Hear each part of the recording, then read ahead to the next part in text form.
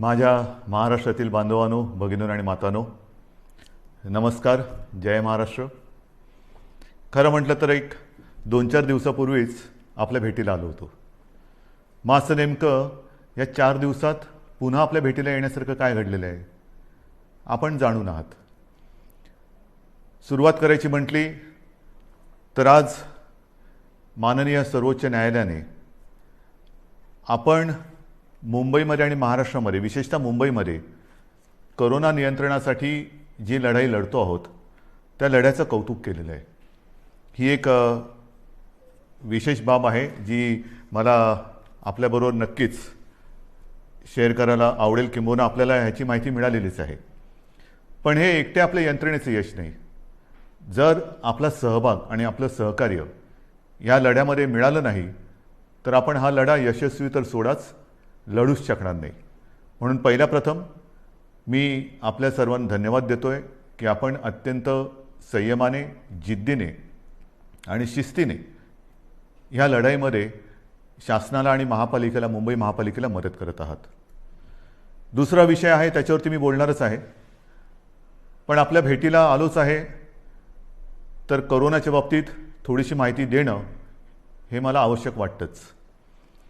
आपल्याला ही कल्पना आहे की आपण जे काही निर्बंध गेल्या काही दिवसापासून लावलेले आहेत त्या बाबतीत मी गेल्या वेळेला बोललो होतो की एक गोष्ट नक्की की रुग्णसंख्या जी काही झपाट्याने वाढत होती ती रुग्णवाढ आता किंचित थांबले नव्हे, ती आता थोडी खाली यायला लागलेली आहे. आता खरं आपण एका धोक्याच्या वळणावरती उभे आहोत. कदाचित आपल्याला असं वाटेल की आता ही लढाई आपण जिंकतो आहोत. नाही, अजिबात नाही. अजूनही एवढा गाफीलपणा आपल्याला परवडणारा नाही आहे. हां, ही गोष्ट खरी आहे की महाराष्ट्रामधल्या काही जिल्ह्यांमध्ये रुग्णवाढ थोडीशी उतरायला लागलेली आहे. पण त्याचबरोबरीने काही जिल्ह्यांमध्ये रुग्णवाढ थोडीशी व्हायला लागलेली आहे. ही नाही म्हटलं तरी त्या जिल्ह्यांसाठी ही एक धोक्याची घंटा आहे. इतर देशामध्ये काय चाललेलं आहे ह्या बातम्या आपण वाचता आहात. आपण निर्बंध लादून म्हणा किंबहुना निर्बंध पाळून म्हणा, एक सुरुवात केली दुसऱ्या लाटेची युद्ध करण्याची. आता इतर राज्य लॉकडाऊन करतायत, काही प्रमाणामध्ये आपल्यासारखेच निर्बंध टाकतायत. ही एक आता नाही म्हटलं तरी कोरोनाच्या लढाईतली आवश्यकता बनलेली आहे. आज मी आपल्याशी बोलताना हे एक दिलासादायी चित्र आपल्याला सांगत असतानाच आणखीन एक बातमी जी आलेली आहे की देशात, जे मी गेल्या वेळेला आपल्याला बोललो होतो आणि आपण त्याची तयारी गेल्या महिन्यापासून करतो आहोत, ते म्हणजे आता केंद्र सरकारच्या विज्ञानविषयक सल्लागारांनी एक इशारा दिलेला आहे की देशामध्ये तिसरी लाट येते आहे, सावध राहा. सावध राहा म्हणजे काय करायचं तर नवीन काही नाही आहे, त्याच गोष्टी आपण काय करतो आहोत, सावध काय राहतो आहोत. मला असं वाटतं की या नेमक्या काळामध्ये आपण काय करतो आहोत ह्याचं एक, ज्याला अपडेट म्हणावा तसं तुम्हाला देण्याची गरज आहे. आज आपल्याकडे साधारणतः म्हणजे 25 एप्रिलला आपल्याकडे राज्यात 6,98,000 म्हणजे जवळपास आपण 7 लाखाला पोहोचलो होतो, एवढे सक्रिय रुग्ण होते.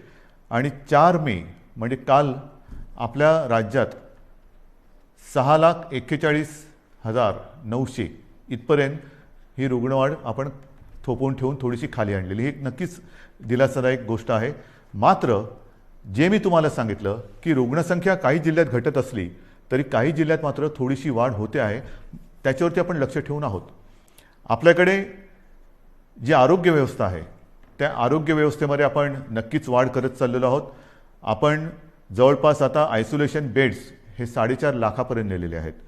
जवळपास 1 लाख ऑक्सिजन बेड्स आहेत, 30,000च्या आसपास ICU बेड्स आहेत आणि 12,000च्या आसपास आपल्याकडे व्हेंटिलेटर्स आहेत. थोडक्यात सांगण्याचा मुद्दा काय की ही वाढ आपण करतो आहोत. जिथे जिथे आवश्यकता असेल तिथे आपण ह्या वाढीला, म्हणजे वाढीला नाही, रुग्णवाढ थोपवायला, आरोग्य सुविधा वाढीसाठी मंजुरी दिलेली आहे. अगदी न थांबता जिथे जिथे जे जे करणं गरजेचं आहे ते करा, असे स्पष्ट निर्देश मी प्रशासनाला दिलेले आहेत. लसीकरणाच्या बाबतीत तीही कल्पना मी आपल्याला दिलेली आहे की साधारणतः 18 ते 44 ह्या वयोगटातील 6 कोटी नागरिकांना आपल्याला लसीकरण करायचं आहे, ती जबाबदारी केंद्राने आपल्यावरती टाकलेली आहे, ती आपण समर्थपणाने घेतलेली आहे. मागे जे बोललो तेच पुन्हा सांगतो की 6 कोटी जनतेला 2 डोस म्हणजे 12 कोटी डोस एक रकमी एका चेकने घेण्याची आपली तयारी आहे. जसजसा लस पुरवठा होईल तसतसा आपण हा आपला लसीकरणाचा वेग जो 5 लाख एका दिवसात आपण करून दाखवलेला आहे तो अगदी 10 लाखापर्यंत पण नेण्याची आपली क्षमता आहे. त्याहूनही अधिक आपण नेऊ शकतो एवढी तयारी आपली झालेली आहे. लसीकरण मी केंद्रावरती आरोप करत नाही, परंतु केंद्राची सुद्धा अडचण आहेच. कारण ज्या प्रमाणामध्ये लसीचं उत्पादन हे आता हळूहळू वाढतंय त्या प्रमाणामध्ये लसीचा पुरवठा आपल्याला होतो आहे. म्हणून तूर्त आपली क्षमता आणि मर्यादा ह्या दोन टोकाच्या गोष्टी झालेल्या आहेत. जसजसा लस पुरवठा वाढेल तसतसं हे लसीकरण सुद्धा आपण वाढवू. मग त्याच्यानंतर ऑक्सिजनच्या बाबतीत सुद्धा मी सांगितलं की साधारणतः रोज 1200 मेट्रिक टन ऑक्सिजन आपण दर दिवशी आपल्या राज्यामध्ये उत्पादित करतो. आज हा जो वापर आहे तो 1700 मेट्रिक टनच्या आसपास झालेला आहे. एवढा रोजचा आपल्याला ऑक्सिजन आज लागतोय. किंबहुना कालच आपण पाहिलं असाल की आपण केंद्राला आणखीन एक पत्र दिले आणि आम्हाला 200 मेट्रिक टन अधिक ऑक्सिजन पाहिजे ही मागणी आपण त्यांच्याकडे नोंदवलेली आहे. 1200 मेट्रिक टन हा आपल्या राज्यात उत्पादित होणारा ऑक्सिजन आणि त्याच्यावरचा 500 मेट्रिक टन ऑक्सिजन आहे तो केंद्र सरकार आपल्याला इथून तिथून राज्यातून बाहेरच्या राज्यातून नेण्यासाठी किंवा देण्यासाठी त्यांनी आपल्याला एक परवानगी दिलेली किंवा मंजुरी दिलेली आहे. हे झालं आजचं चित्र. पण तिसऱ्या लाटेसाठी तयार राहा हे जे काय आता आपल्या केंद्राचे देशाचे वैज्ञानिक सल्लागार बोलत आहेत आपण याची तयारी सुरू केलेली आहे. मी गेल्या काही दिवसांमध्ये प्रशासनाला याही सूचना दिलेल्या आहेत की महाराष्ट्र जो आज 1200 मेट्रिक टन ऑक्सिजन रोजचा निर्मिती करतो आहे ही निर्मिती आपल्याला किमान 3000 मेट्रिक टनापर्यंत न्यायची. किमान म्हणजे 1200च्या पुढे जवळपास 1800 मेट्रिक टन अधिक ऑक्सिजन आपल्याला येत्या काही दिवसात उत्पादन केलाच पाहिजे हा आपला आग्रह आणि आपला कटाक्ष आहे. आणि सुरुवात झालेली आहे. मग वेगवेगळ्या प्रकारचे प्लांट्स आहेत, PSA असतील, आणखीन काही असतील.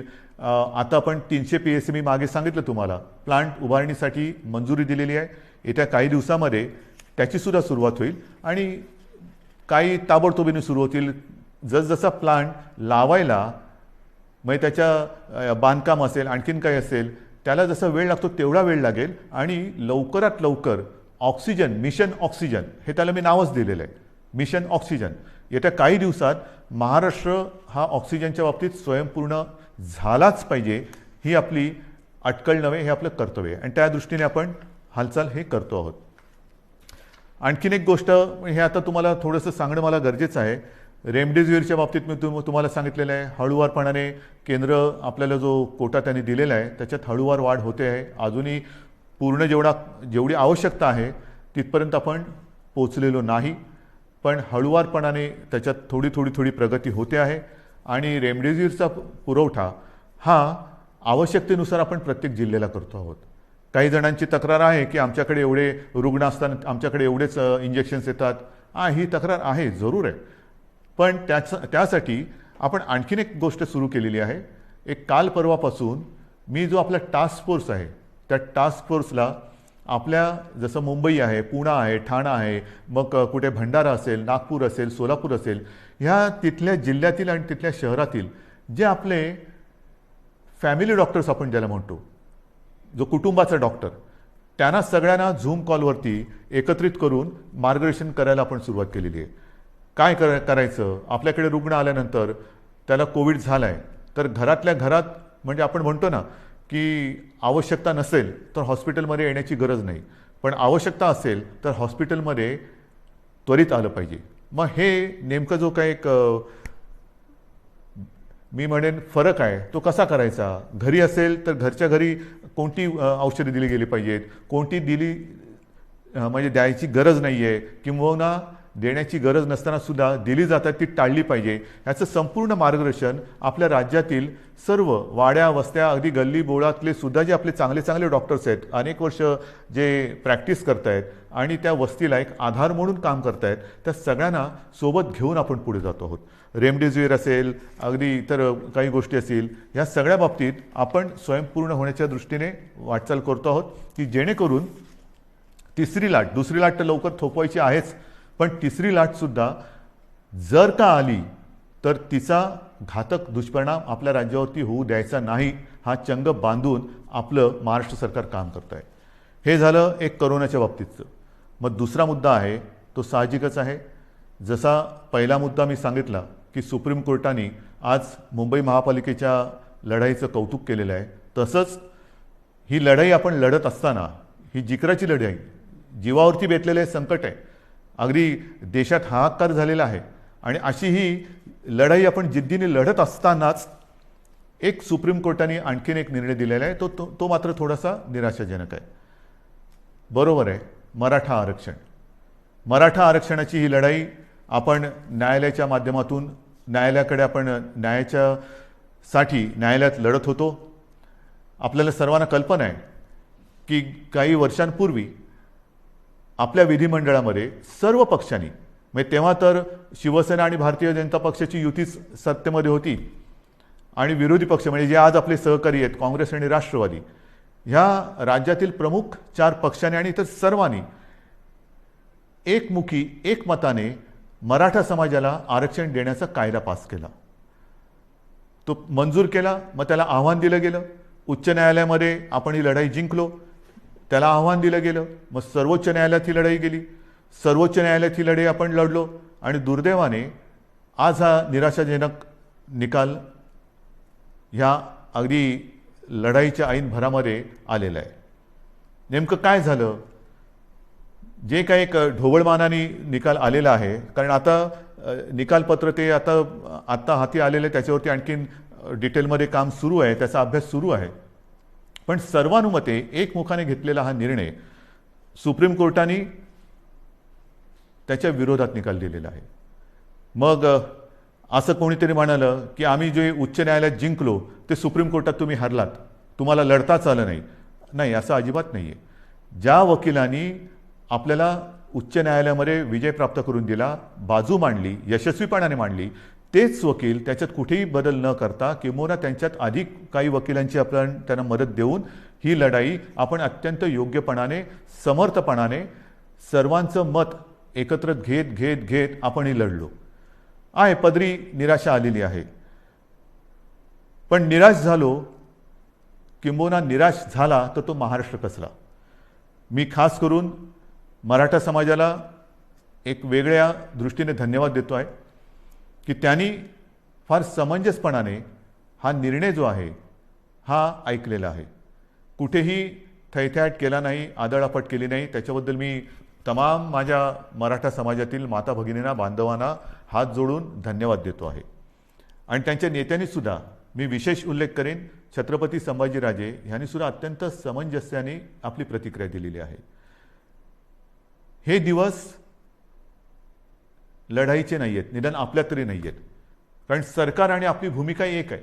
जर सरकार ह्या निर्णयाच्या म्हणजे आरक्षणाच्या विरोधात असतं तर लढाई मी समजू शकत असतो, पण सरकार आपल्यासाठी लढतंय, आपली बाजू मजबूतीने सुप्रीम कोर्टात मांडते किंवा ती मांडली, आणि तरीसुद्धा हा एक निराशाजनक निर्णय आल्यानंतर मला असं वाटतं अजूनही लढाई संपलेली नाही आहे. कारण लढाई केव्हा संपते, सगळं काही अंधार पसरतो तेव्हा. आज माननीय सर्वोच्च न्यायालयाने आपल्याला हा निकाल देत असताना म्हणजे त्यांनी सांगितलं की हा तुमचा अधिकारच नाही आहे. जे एक कमिशन, गायकवाड कमिशन आपण नेमलं होतं, त्याच्या शिफारशीसुद्धा त्यांनी सांगितलं की त्यासुद्धा त्यांनी बाजूला ठेवलेल्या आहेत. मग काय करायचं नेमकं? आता काय करणार तुम्ही म्हणता ही लढाई संपलेली नाही. मग सर्वोच्च न्यायालयाने निकाल दिल्यानंतर सुद्धा पुढे काय? आता पुढे आहे. सर्वोच्च न्यायालयाने निकाल देताना मला असं वाटतं पुढचा मार्ग दाखवलेला आहे की कुठे न्याय मिळेल आपल्याला, हे सर्वोच्च न्यायालयाने दाखवलेलं आहे. कारण सर्वोच्च न्यायालयाने सांगितलं की आरक्षण देणं, मग बाकीचे किचकटपणात मी जात नाही आहे. अशोकरावांनी अत्यंत व्यवस्थितपणाने दुपारी पत्रकार परिषद घेऊन एक व्यवस्थित बाजू मांडलेली आहे, कारण त्यांनी या विषयावरती गाढा अभ्यास केलेला आहे. गेले काही महिने 1-1.5 वर्ष माननीय अशोकरावांनी किती बैठका याच्यासाठी घेतल्या असतील, किती जणांशी बोलले असतील, किती जणांशी चर्चा केली असेल, हे त्यांनाच माहिती. आणि त्यांनी आज दुपारी अत्यंत व्यवस्थित समर्पक शब्दामध्ये जे काही आरोप प्रत्यारोप असतील त्याला उत्तरं दिलेली आहेत आणि आपली बाजूसुद्धा व्यवस्थित मांडलेली आहे, ती आपल्यासमोर आलेली आहे. म्हणून मी ते परत त्याच्यात बोलणार नाही आहे. पण सर्वोच्च न्यायालयाने जे सांगितलं की हा निर्णय घेण्याचा अधिकार हा राज्य सरकारचा नाही, मग कोणाचा आहे, तर हा अधिकार केंद्र सरकारचा आणि माननीय राष्ट्रपतींचा आहे. हा एक मोठा मार्ग त्यांनी दाखवलेला आहे. आणि म्हणून माझी जी पहिली प्रतिक्रिया आपल्यासमोर आलेली आहे, त्या प्रतिक्रियेत मी म्हटलं की एका प्रकारे सर्वोच्च न्यायालयाने हा निकाल देताना आपल्याला वेगळं मार्गदर्शन केलेलं आहे की कुठे न्याय मिळेल.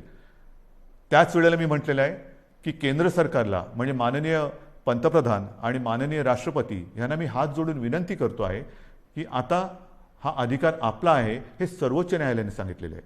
आपण 370 कलम काश्मीरचं हटवताना जी हिंमत दाखवली, तीच हिंमत आणि तीच संवेदनशीलता आम्हाला आत्ता पाहिजे. सर्वोच्च न्यायालयाने यापूर्वी जे 2 निकाल दिले होते, ते शहाबानू खटला असेल किंबहुना ॲट्रॉसिटी ॲक्ट असेल, तो सुद्धा केंद्र सरकारने म्हणजे संसदेने आपल्या अधिकाराचा वापर करून बदलला आणि एक संवेदनशीलता दाखवली. मग आता तर सर्वोच्च न्यायालयाने सांगितलेले की हा अधिकार आपला आहे आणि हा अधिकार आपला आहे म्हटल्यानंतर आम्ही सगळेजण एकत्र आहोत. महाराष्ट्रामध्ये ज्या वेळेला हा निर्णय घेतला गेला तेव्हा जे सर्व पक्ष एकत्रित आले होते, ते सर्व पक्ष आजसुद्धा एकत्रित आहेत. आम्ही एकमुखी आपल्याला विनंती करतो आहे की आपल्याला जे जे काही सहकार्य आपल्या राज्यातून पाहिजे असेल, आमच्या राज्यातून पाहिजे असेल, ते आम्ही करतो आहोत, नक्कीच करू. मात्र आता सहनशीलता ही आहे. माझा मराठा समाज हा सहनशील आहे, कुठेही आतताईपणा त्यांनी केलेला नाही. न्याय हक्कासाठी रस्त्यावरती उतरला, तो सुद्धा शांततेने उतरला. अशा ह्या समाजाचा, लढवय्या, शेतकरी, सगळं मी आपलं वर्णन केलेलं आहे. ह्या समाजाला न्याय देण्यासाठी आता केंद्र सरकारने जास्त वेळ न लावता निर्णय घ्यावा.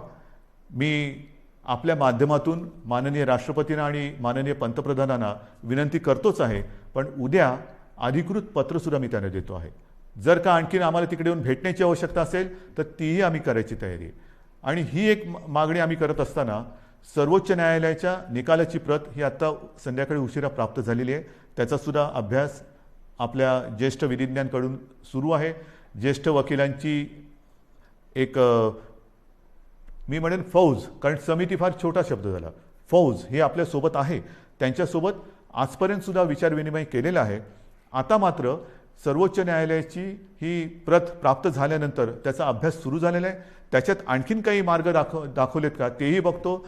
त्याच्यानंतर नेमकं निकालामध्ये म्हटलेलं काय आहे, आपल्या मर्यादा काय आहेत, तेही आपण बघतो आहोत. मात्र पुन्हा एकदा मी सांगेन की जो मार्ग सर्वोच्च न्यायालयाने दाखवलेला आहे, ह्या निर्णयाच्या बाबतीत केंद्र सरकारच्या अधिकारावरती त्यांनी मी म्हणेन एका अर्थी शिक्कामोर्तबच केलेलं की हा तुमचा अधिकार आहे. आता मला केंद्र सरकारचा अधिकार पाहिजे, कारण आम्ही सर्व पक्ष एकत्र आहोत. मराठा समाज आणि आम्ही आणि माझ्या महाराष्ट्रातले सगळे समाज हे सगळे एकत्र आहोत. ही मागणी केवळ एका समाजाची नाही, तर न्याय हक्काची मागणी ही महाराष्ट्राची आहे आणि तिचा अनादर केंद्र सरकार, माननीय पंतप्रधान आणि माननीय राष्ट्रपती करणार नाहीत, ही मला खात्री आहे, हा मला आत्मविश्वास आहे. तूर्त मी सर्वांना हेच सांगू इच्छितो की अत्यंत धोक्याच्या वळणावर कोरोनाच्या आपण उभे आहोत. जी शांतता, जो संयम तुम्ही आजपर्यंत दाखवलेला आहात, तोच संयम, तीच शांतता यापुढे आपल्याला गरजेची आहे. आता संयम आणि शांतता 2 लढाईसाठी पाहिजे. एक तर कोरोनाविरुद्धची लढाई आणि दुसरी जी कदाचित जी काही समाज विघातक लोक किंवा शक्ती असतात की ते आग लावण्याचा प्रयत्न करतात, तर अशा लोकांच्या भडकवण्याला बळी पडू नका. सरकारवरती विश्वास ठेवा. सरकार पूर्ण ताकदीने, पूर्ण क्षमतेने ही लढाई जिंकल्याशिवाय राहणार नाही आणि तुम्हाला तुमचा न्याय हक्क मिळवून दिल्याशिवाय राहणार नाही, एवढंच एक वचन आपल्याला देतो आणि तूर्त आपली रजा घेतो. जय हिंद, जय महाराष्ट्र.